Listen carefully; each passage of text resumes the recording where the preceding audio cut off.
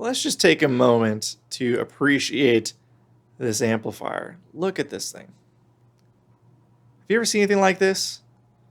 You might have seen something similar to it, but have you ever seen anything quite like this thing? So this amplifier, welcome to the ETC Guitar YouTube channel, by the way, guys. This amplifier is a really, really interesting piece that my buddy just picked up as part of a package deal. It came with a guitar. There's some awesome history behind both. There's photos, lots of cool stuff. We're going to do a dedicated video on that package, the guitar and the amp together. In that video, we'll actually be playing the amplifier, but this video is going to be focused on repairing this thing. And but I just wanted to show the exterior first, the whole setup, because it's just so cool. So a while back, maybe a year and a half ago or something, I had a very similar Bandmaster, but it was a tuxedo style, so black panel instead of the brown panel here. But it had that wheat kind of gold sparkle grill cloth and the cream Tolex. So this is not usually a typical setup you would see from Fender, but this one was supposedly re-grilled by Fender, along with work done to the guitar as well, which we'll get into in that later video. Yeah, so it just kind of gives you a really stunning kind of piece of different specs together. So yeah, very, very pretty. It's got a 15-inch JBL in it. This is originally a tone ring cabinet, so it would have had a 12-inch in it, but it was replaced with a 15-inch JBL. You can't see the shiny dust cap cover because of the lighting I have right now. But anyways, I've seen photos of the inside of the amp, and I believe it was pretty much all original. So we've got to do the full restoration probably on this sucker, but we'll pull it out and see. So let's go ahead and take the head off and open it up on the workbench. On the back, there's not a ton to note other than this really cool metal plate. I don't know if I've ever seen one with that. They may be normal, but the piggyback heads I've had were just a hole right there. 2-prong, so obviously that's going to be needed. And then there is no tube chart in this thing, which is a little unfortunate. I don't know the story on that, but yeah, either way, looks like we've got some, can't tell what the tubes are from this side, but yeah, chassis looks pretty clean, so let's go ahead and pull it out. Before we get to the inside of the chassis, look at this. Oh, dang. We had a catastrophic failure at one point. Wow. Nice, solid burn mark. And let's see, where is this in the circuit? Let's see if you can guess what happened just based off of the location of where the chassis sits. I have never seen that before, but okay, now let's go at the amp and put it on the workbench. All right, let's see what we're working with here. First and foremost, gosh, it's always so bright. These chassis are really hard to get on camera. It is what it is. Let's go ahead and start with the transformers. So this being in early 60s, it's going to have triad like you can see here. And triad means there's no stamp for the power transformer. That will be on the, not stamped, but it'll be written on the other side. So that's not really relevant for this part of the video. We can zoom in. This will be our choke. 606048. So that's the 48th week of 1960. So again, very, very early 60s. And then this is the output transformer. There we go. So the triads have a little stamp on them. You can see that. I can do this without blocking the light. Looks like 45217, which is, there you go, almost certainly the original output transformer. That looks great. All right, let's go. Ha, it's one of those. I've had so many amps like this. So you can see we got one original cap. We've got 4 replacements from one period, and then looks like 2 more replacements from a different period. And we have the original droppers here. So yeah, basically we're gonna move forward with replacing all of them, clean slate across the board. See the original value, so 20 microfarad, and we'll do that all the way across the board. So other than that, looks pretty good. The Doghouse has something written on it. Let's see if I can read it.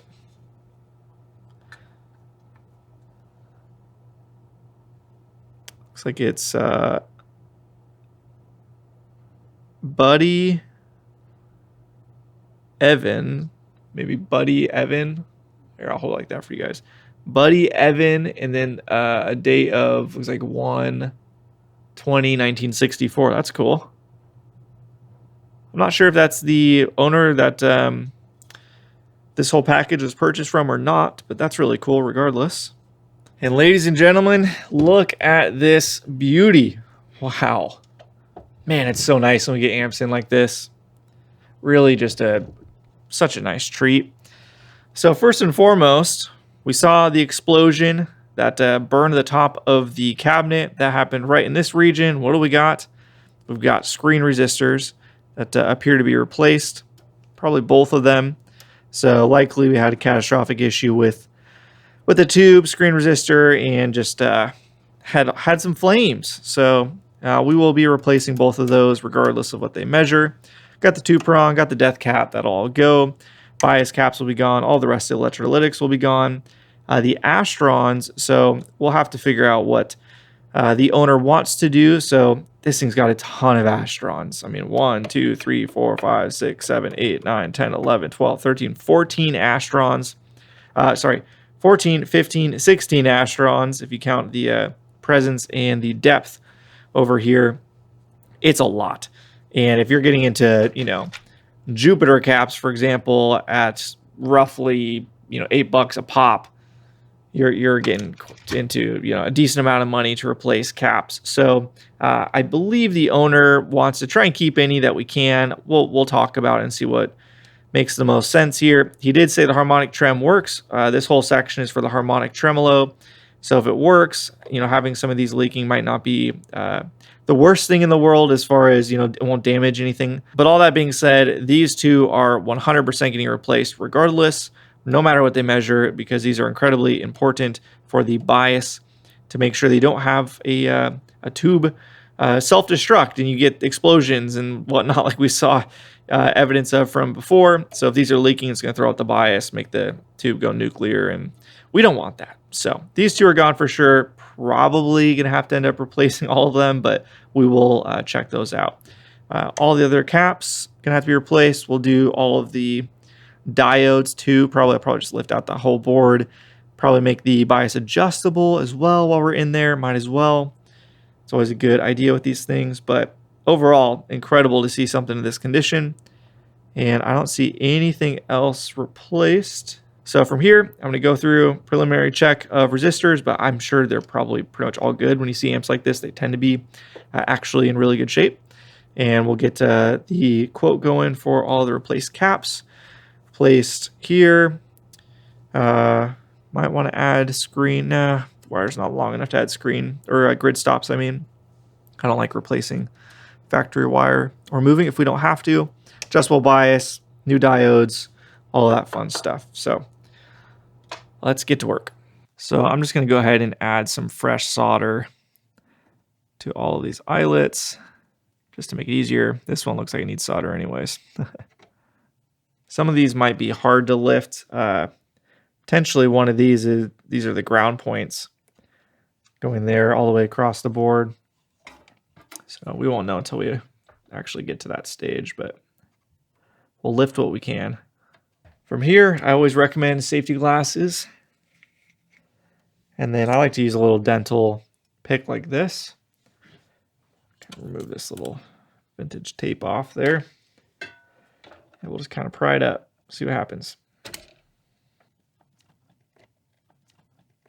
Now for this test, I've shown this many times on the channel, but basically you want to get something like this, alligator clips, and then you'll use a 1 meg resistor. One end will go to ground, and then the other end will go to the cap, and that will just stabilize the readings on the multimeter. So we should see pretty much 0 volts DC if the cap is still good. We'll go ahead and feed it a little bit of voltage here from the wall. We'll probably go like maybe 100 volts. So let's see where it lands. Jumped up, went back down. All right, well, that's pretty promising. Now let me just show you if I remove this, what happens to the numbers, how crazy it goes. So you see we're bouncing all over the place now. So this just stabilizes everything, gives you a more clear reading. So this one is actually not really leaking anything of note. So So we will move on to the next one. And this is where it's really important. There's not any leakage. Let's see what these are running at.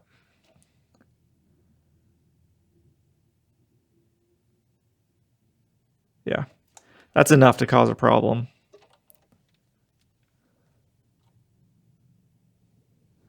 And that one's very much enough to cause a problem. Oh, yeah, 1 volt.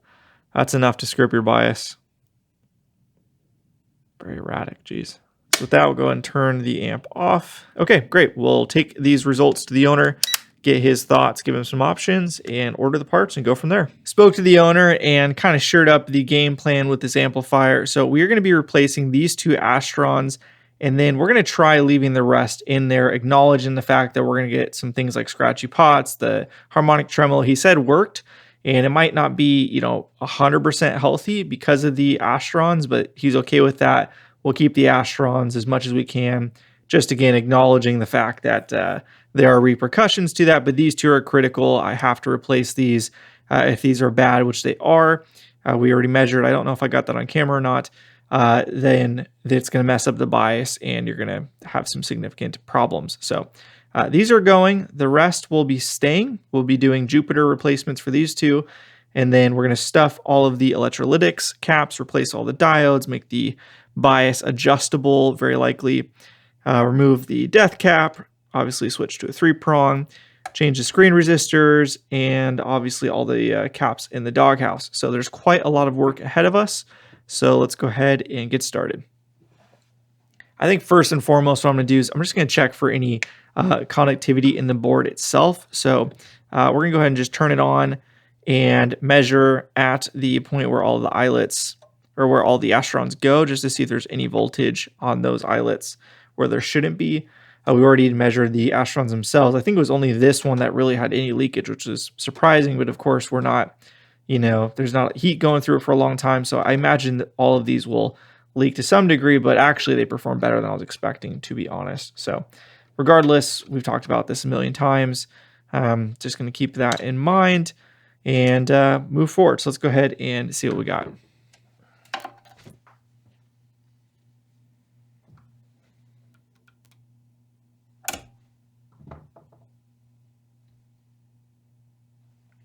Love these 2 prongs, getting shocked, always super fun. Gosh, every time it surprises me. All right, let's see what we got here. All right, so we should have negative voltage here. We do. Nothing there. Nothing there. Just a tiny little bit there. Nothing there. A little bit there. Nothing there. Different part of the circuit, that's fine. And nothing there. Okay, so really very, very minimal. That's great news. It was only this one, really. 0.08 of a volt, so still barely anything. Okay, perfect. All right, there we are done with the board. So stuffed all of the caps. One interesting thing to note is this is a dual 50 microfarad 25 volt, whereas it's more typical over here 25 microfarad 25 volt. So I did end up stuffing this with 250s. This has got 225s, so just kept the stock value. I need to check the schematics. I'm not actually sure if that is written on the schematic or not. I've never run into a Fender that had a dual 50 for the cathode bypass caps there, so kind of interesting. And then for the 4 microfarad, I threw in an 8 microfarad in there. And yeah, all of that looks pretty good. So, and then the Jupiters on the end here, kind of funny. These are both 0.1 400 volts. But you can see this one is physically bigger than this one. I don't know why that is. They came from the same batch of Jupiters. So I guess just part of their process. One of them just kind of is a bit longer. No idea. But regardless, all of that looks good to go. So we can go ahead and move on to the bias section over here. All right, we got the bias section all done outside of making the bias adjustable, which is a mod I still might do. Currently, it's got the stock bias resistor in there, which was, what was it, 56K? Yeah, 56K. So that's just kind of tucked away hidden in there, but you can see all of the new fresh diodes and then the caps once again stuffed. So yeah, that resistor may change, but otherwise pretty happy with how all of that came out. Kind of rebend these to make them a little bit more symmetrical there. But anyways, I think that that does it for tonight. It's about 2 hours. You guys only just saw, obviously, me finishing it, but about 2 hours of consistent work to get to this point. It takes a lot of time to do this sort of stuff and do it clean. So anyways, from here, we'll go ahead and we'll do the screen resistors, the 3-prong, get basically the whole top of the amp done, and then we'll flip over to the Doghouse and do all of that. So more to come, but I'm calling it a night. Next up, we're going to go ahead and tackle the screen resistors, remove the death cap, as well as the 2-prong, so it's just out of the way, easier to maneuver. We'll do the 3-prong last, just so that I don't have to deal with a cable hanging off the side. So let's go ahead and take these off. We'll be replacing them with kind of the staple 470 ohm, 3-watt Vichet little resistors, much smaller but higher power handling. And yeah, those will work great. All right, there we go. Screen resistors in. We got it prepped for the 3-prong. We'll circle back to that after we do the Doghouse, like I mentioned. So let's go ahead and tackle that. Taking a closer look at the Doghouse here. Yes, it's just an absolute mess across the board. Well, all good. We're going to replace it with a bunch of new mod 20 microfarad 500 volts from Amplified Parts. Good stuff. So let's get to removal.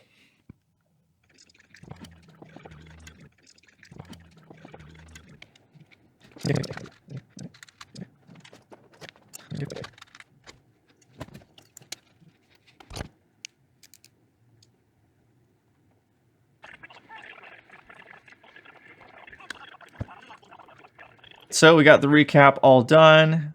Little note here for the future.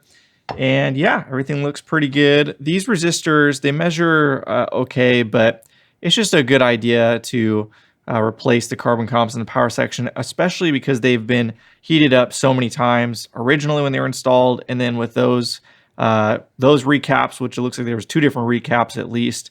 So 2 different techs heating those up, and then me doing it all over again. It just felt like a better idea to just put those off to the side and use these Vichet 2-watt power metal films that you can also get at Amplified Parts with the mod caps. So everything looks good. I will quadruple check I did this correctly, but I'm pretty sure I did. And then we'll go ahead and get the 3-prong in, powered up, and see where we're at. I've done most of the 3-prong install off camera, but I just wanted to show the ground point because this is kind of the most interesting and intricate portion of doing a 3-prong conversion. And so you can see that I've already got a pool of solder there. I've already scratched the marred the surface, cleaned it off. You can see how dirty it was before. And so you want to clean it off with some isopropyl and then use something like a little sharp tip there to get kind of a hatch pattern. I've showed that in many videos, but just want to show the fine a little bit. So I kind of bend the wire so that it's sitting on top of the pool of solder. And then we'll go ahead and take our big iron. I use this Weller SP80. I've got a link in the description if you want to go ahead and grab your own from Amazon. Pretty affordable. So basically, I'm just going to try and push this down, add a little bit of solder.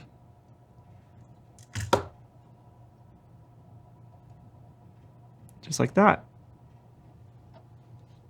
Now you get a super clean ground connection there, chassis ground. I'll kind of lift it up so you can get a better idea of what it looks like. So just a nice solid chassis ground, exactly what you want. The owner of this amp is actually coming by to pick it up right now. He had some availability, and I was very close to being done. He's a friend of mine, so I said, come on by and we'll finish it together. So we still got to do adjustable bias, but now we got the 3-prong in. We've already done the Doghouse, all the other electrolytics. So from here, we'll do the first turn on before he gets here and then just dial it in with him here. So let's get to it. All right, so I've got a adjustable bias set up, all temped in. So we've got a 25K trim pot and a 22K resistor there, replacing the stock 56K resistor right there. And it's currently set to the coldest setting, then we'll be able to warm it up from there. So we can see we got negative 55, which is pretty close to the stock setup. 25 plus 22 makes sense. Go ahead and turn it on. 482, 31. So my goal is always to have the trim pot be roughly centered and be kind of dialed. That's pretty close. 475. So this is like kind of a Fender medium bias is what I would call this. 475, 40. Yeah, so we're about 60%, 59%. It's usually my target. I'm going to warm it up a little bit more. I don't typically go all the way to 70% like you see some people do with Fenders. Like 42. Cool.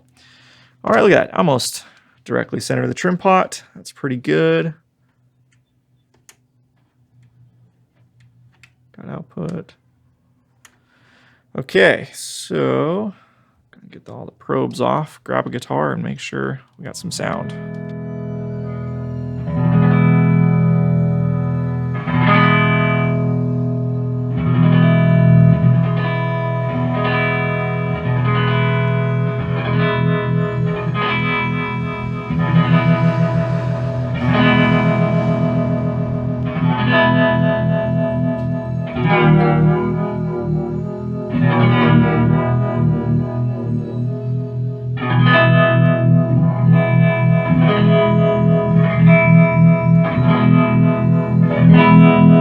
Pretty deep.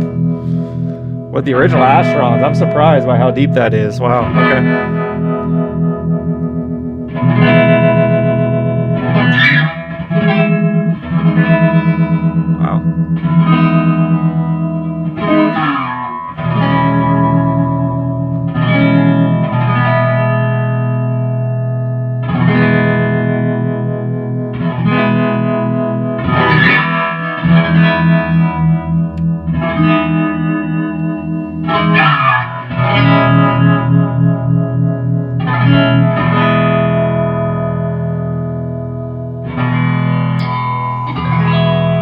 Cool.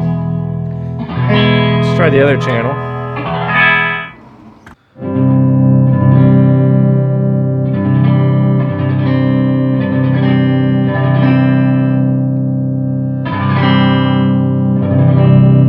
It's got so much low end on tap.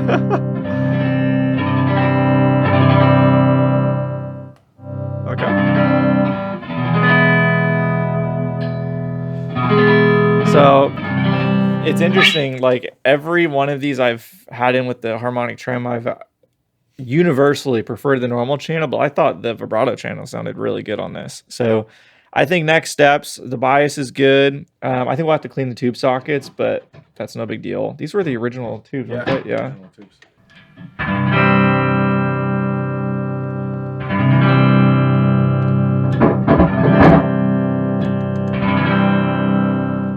So this one and those two need to be clean, but we can do that, no big deal. Let's grab the cabinet.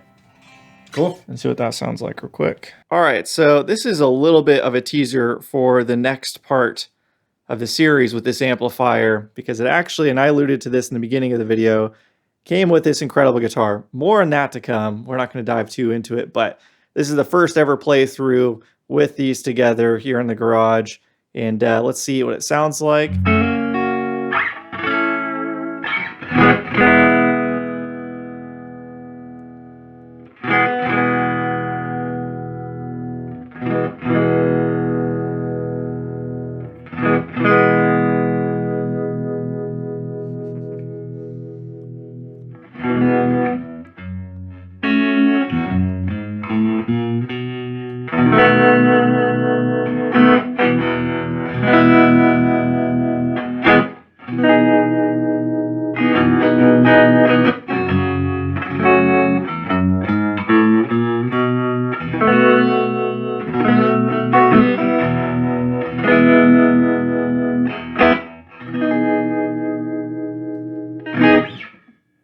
Awesome. So more to come soon.